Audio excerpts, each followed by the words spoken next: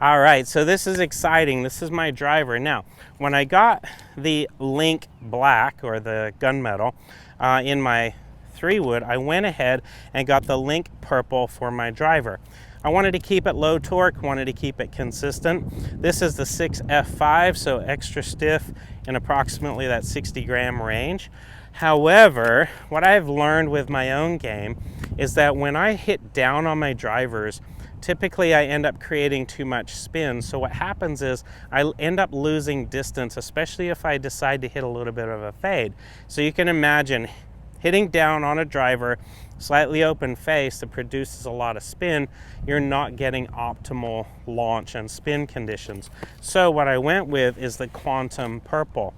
I wanted to increase club head speed, so I went with a very, very lightweight shaft. This is the 4F5, so it's still extra stiff, but with this particular product, I found it to be extremely stable. So I was able to go with a little bit longer shaft, closer to 46 inches. With this particular Epic Max head, I was able to take the weights out and keep it very lightweight. Now, what I found with this shaft in my transition is that I know exactly where the head is. I know where the face is as well, so I have the ability to hit both my draw and fade. I would say I'm really good at driving my irons, shaping my irons and being able to navigate difficult hole locations. My driver, I haven't really ever done that. I've just kind of hit one shot. Really excited about this shaft for this week because I feel like I can do both. So I'll hit one for you. All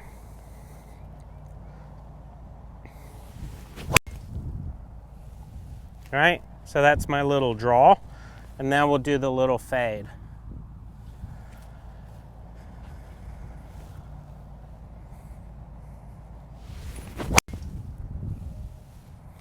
And by little fade, that was probably about 6 inches of fade. I love to be able to hit that bullet all day long. The difference is this is the communication tool for me between the grip and the club head. This shaft allows me to know exactly where that club face is. I can feel it at the top of my swing. I can feel it loading through transition, and I know exactly how to get the face back on the ball.